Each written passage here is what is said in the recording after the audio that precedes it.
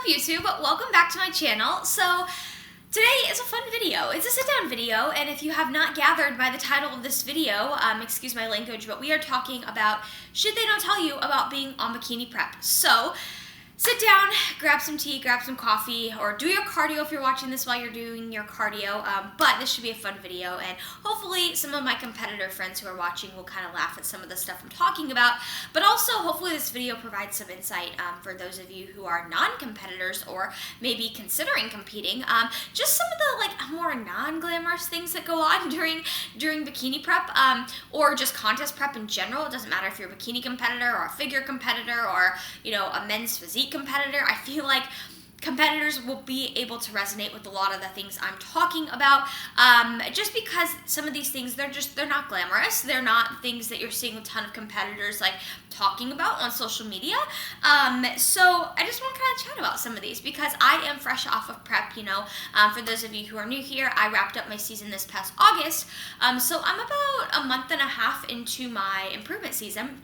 So I just kind of made a list in true Lexi fashion. I have a list that I'm going to run down in no particular order, but I'm just going to chat a little bit about the shit they don't tell you about bikini prep. So in preparing for a bodybuilding competition. So first and foremost, number one, you are always cold. Now, I would say I'm kind of a naturally cold person. I feel like I'm always the cold one in the room. I'm always the one that's like, I'm cold.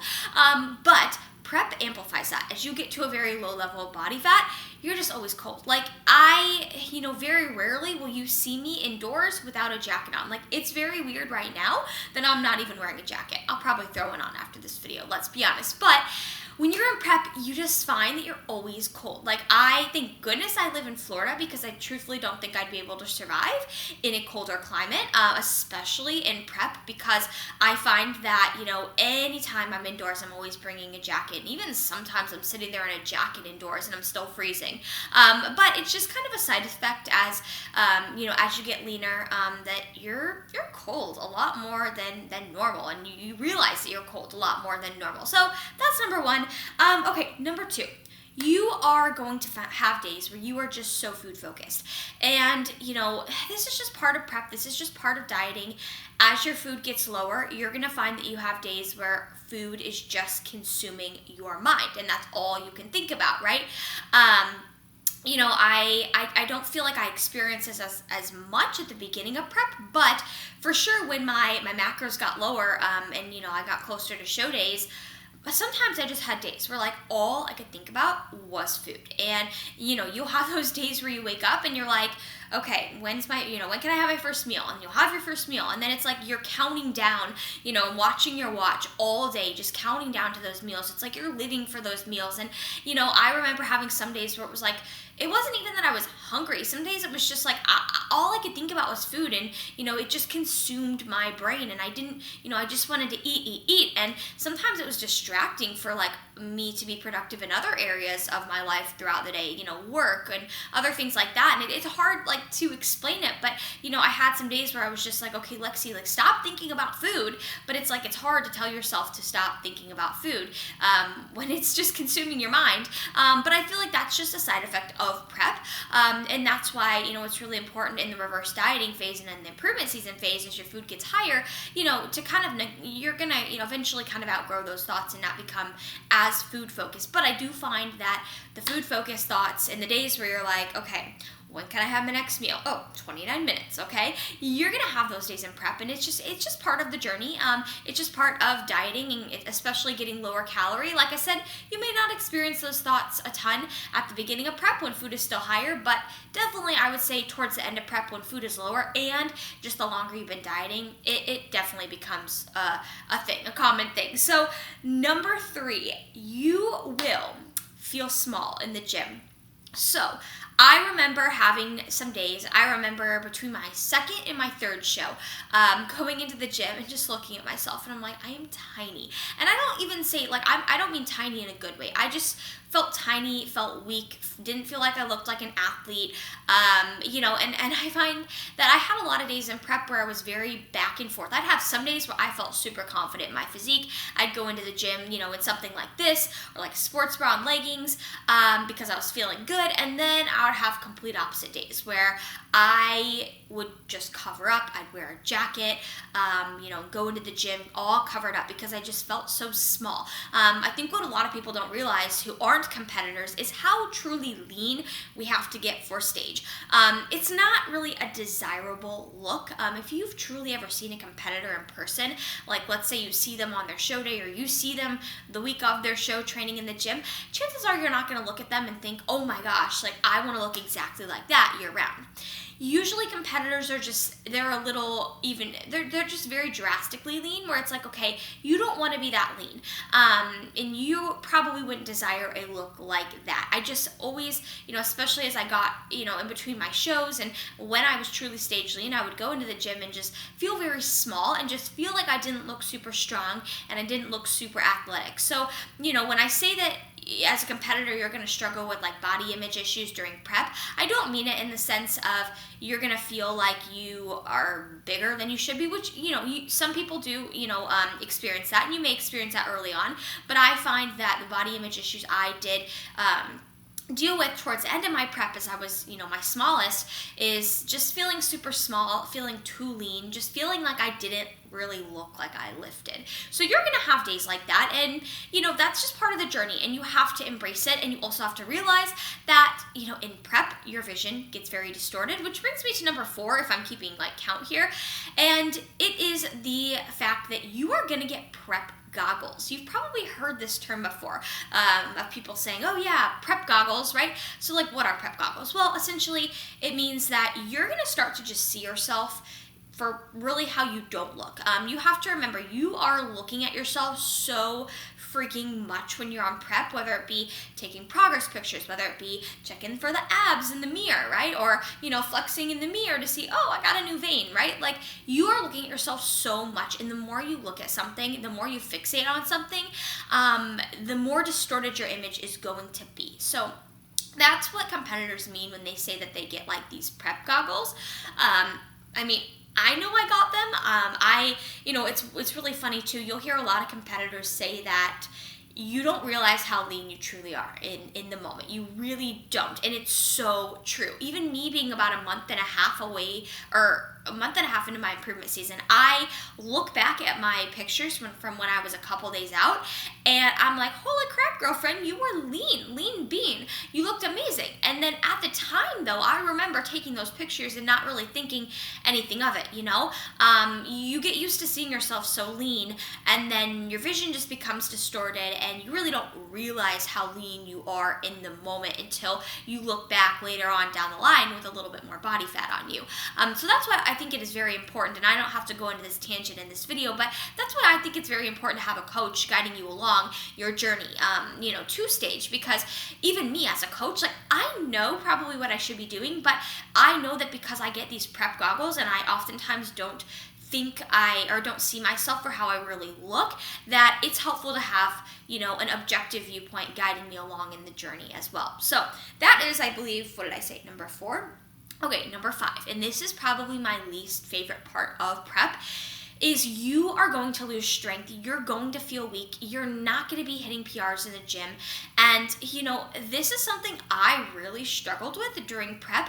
Again, this is one of those things that's probably not going to take place throughout the whole duration of prep, right?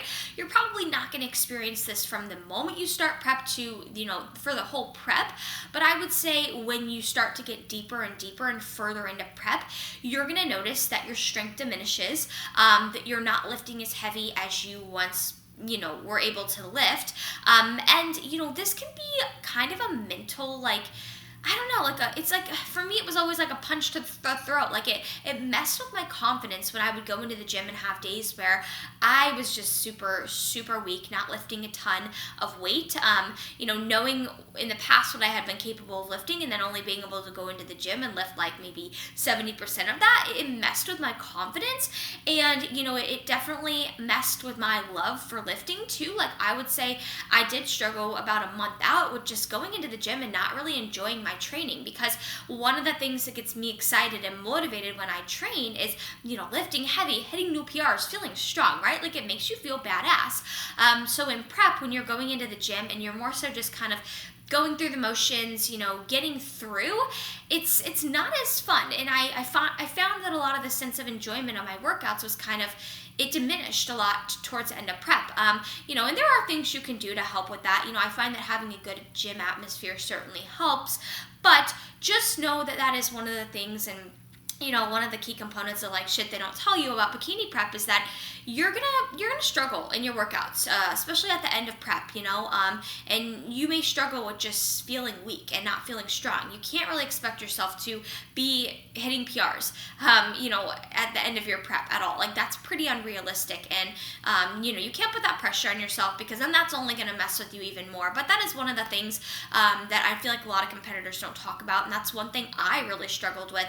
I had some days where I would go into the gym and just start my workout and feel so weak, and I was just like, I'm like, I don't want to be here. I don't want to finish this workout. And that was weird for me, because working out is normally what I enjoy. It's normally my favorite part of the day. So when it was like the part of the day that I was dreading, it was very weird for me. But that's temporary. It's just part of the prep grind, you just got to push through it and kind of always, keep that tunnel vision and envision yourself on stage on those tough days. So that was number 5. Okay, so number 6 is prep is going to, there is going to come a point in prep where you just are so drained with your energy. You're going to have days where, you just get done what you got to get done, meaning you get your workout in, you get your cardio in, you get your normal work done, you do your posing, and you're going to have no energy for anything else. There are even some days where I was like, I had no energy for even the simplest, like, stupidest little things. As far as like, so I live in an apartment and I have to take my trash out, just down the hallway to the trash chute. It's not that far. But I remember having one night where I just couldn't even muster up the energy to put on my shoes, walk out the hallway, walk the 30 feet to my trash chute, and throw out my trash. Like, you're going to have little days where, as silly as it sounds, you're just going to have no energy to exert on anything other than what you actually absolutely have to get done, meaning your cardio, your posing, your training, hitting your macros, right? And also, with that being said, one of the things in prep that I find that I struggle with, especially towards the end of prep, not so much in the beginning of prep, but I find myself saying no to a lot of, social gatherings or social outings. And I'm not saying you have to say no, you don't, but that was always just a personal choice towards the end of my prep, because I did not have a lot of energy to give. So I found that, if my mom wanted to go shopping or wanted to, go to the beach, I was like, oh, it's going to muster up a lot of my energy. That's going to take up a lot of my energy, but I still have to train, do my cardio, all that. So I found that, like, towards the end of prep, I was just giving my energy to, like, the bare basics, what I had to get done. And, I didn't really have a lot of other energy to give. But again, that just goes back to kind of what I said before. Prep is temporary. It's just kind of part of the prep grind, and that's why we don't stay in prep year round. That's why, in your improvement season, you have more balance so that you can, say yes to those types of things. So that was number, 6? If I'm keeping track, I don't know. I think that was number 6. I don't know. But anyways, next thing. Okay, so this is one, I can't say this will happen to you, but, I find that I've heard of a lot of competitors saying it has happened to them before. I can't say it's personally happened to me, but I feel like I will get looks sometimes, and it is, some people are going to give you looks and, like, think you are sick or think you maybe have an issue. Especially just like the Gen Pop. The Gen Pop is not used to seeing stage lean individuals, and they're not super informed on our sport, so they don't know, why you're so lean. But you're going to find that, like, if you go to the gym, depending on what type of gym you go to, I go to a gym where there's a lot of bodybuilders. But if you go to a gym where there's just a lot of like average people, you may get looks, and you may get people that like come up to you and they're like, sweetie, I'm worried about you. I've definitely heard a lot of competitors saying that has happened to them before. I can't say I've had that happen to me personally, like this past prep. But like I said, I also covered up sometimes. So, but you are going to have some people that just like look at you and stare at you, and they may tell you, hey, like, I'm worried about you. But I think that the best thing you can do in those situations is don't let it get to your head. Again, realizing that the Gen Pop doesn't really know much about this sport, doesn't really know why you're getting this lean, and also they don't know that it's temporary, right? But I think just informing people is the best thing you can do in those situations. If you feel like they're the type of person you can inform and they're going to be open to the concept.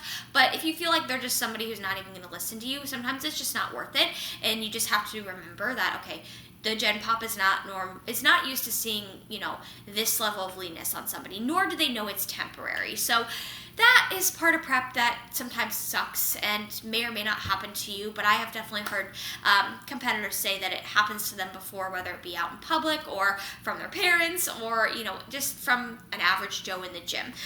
Okay, so next thing is going to be, I'll kind of pair these two things together. They're not glamorous, but the first one is going to be, you may struggle with going to the bathroom when you're deep into prep. When your food gets lower, your fiber may also get a little bit low. You may struggle with just going to the bathroom, having a movement. Typically on average you want to go like every day, right? But in prep, you're going to have some periods where you may struggle with that. I can't speak for every competitor, but I know that I've worked with competitors, and I personally myself have struggled a little bit with this as you get very close to show day. You may not feel like you're as regular in the bathroom, and like that's not super comfortable. Obviously, you want to make sure that when that does happen, you figure out what you can kind of manage and change, and what you can control to kind of get rid of that issue, because it can be uncomfortable, right? But that is, it's not very glamorous, but it does happen. And the next thing is, I can't say I personally experience this a ton, but I know a lot of competitors that will talk about their sleep quality completely diminishing when they get super lean. A lot of times one of the side effects of just being super, super lean is you're not sleeping as well at night. You may be very restless at night. You may not feel like you're getting sound sleep. So like that's not fun, right? I think that there are some supplements out there, some sleep supplements that you could probably take to help with that. But that is part of just getting very, very lean. And again, this all comes full circle as to like why we do this and why we don't sustain this long term. Like we get stage lean, but there's only so long where you want to stay stage lean, and it's because of a lot of these things I'm talking about, right? You're probably like, Lexi, why the heck do you even do this to yourself? Like it doesn't even sound fun, but it's honestly just part of the sport. It's part of the grind, and it's temporary. And at the end of the day, I'm always reminding myself, hey, like girlfriend, you get to do this, and you're choosing to do this. Nobody's holding a knife over your head saying you have to do this, right? And it's such a freaking rewarding sport too, that it makes all these little things worth it in the end. Okay, so getting to kind of my last thing that I want to talk about on the shit they don't tell you about bikini prep is prep brain. So I talked about prep goggles at the beginning of the video. Now let's talk about prep brain. So I oftentimes find that, and I can't say this happens to everybody, but sometimes your brain just becomes a little fuzzy when you're in prep. Just a side effect of getting lean, being on lower food, depending on how low you have to get. You're going to find that, just sometimes you do just like careless little things, not on purpose, but just because you're not thinking. Your brain gets a little fuzzy, right? I think the stupidest thing I ever did in prep, it was actually my first prep, was I put my food scale in my microwave, and then I realized it like 5 seconds in, and I'm like, oh crap, and I opened up the microwave, and it like totally messed up the little reader part of my food scale. So that was kind of stupid on my part. But, at least when you are deep into prep, if you do anything like kind of stupid, you can always blame it on prep brain, I guess, So prep brain is a real thing. You're just going to notice that you may or may not do some weird little things, or you may be extra forgetful, but I have to say it is possible to be on prep and be a student. I did compete in my first 2 shows as a college student. So So it's absolutely possible. I think that you just have to, manage your schedule well and all that. It's absolutely doable, but you're going to find that you have little things every once in a while that you're just like, you're very forgetful, or little things that you're like, what the heck? Like I even know a girl, and she told me that she put like premium gas in her gas tank instead of like the normal gas when she was on prep, and she's like, that was my prep brain, because I didn't realize like I pushed premium and basically paid double what I should have paid, So it's little things like that, nothing life or death, right? But I think I'm going to wrap up this video here, because I think I covered a good amount of the things I wanted to get to, but I hope that this video is kind of funny, or maybe just helpful for some of you guys who may be considering competing, or helpful just, in an entertainment aspect for those of you watching who you're like, oh my gosh, like, that's kind of funny, I never knew that, right? But if you're watching and you're a competitor and there's anything that I discussed in this video that you're like, oh my gosh, yes, I dealt with that, please comment below. I'd love to hear, of those things. And also, if there's anything else that you, that you struggle with during prep, or that you would kind of put into that category of shit they don't tell you about bikini prep, comment below. I'd love to hear those too. But hopefully you guys enjoyed this video. I'm trying to think. I don't think I missed anything. I'll probably realize that I did as soon as I end this video. But anyways, thank you guys as always for your support. If you're still watching this video, please like it, please subscribe to my channel, and please share this video if you enjoyed it and think somebody else may enjoy it as well. So I will catch you guys in the next video, and I hope that, wherever you're watching in the world, whatever day it is, you have a good rest of your day.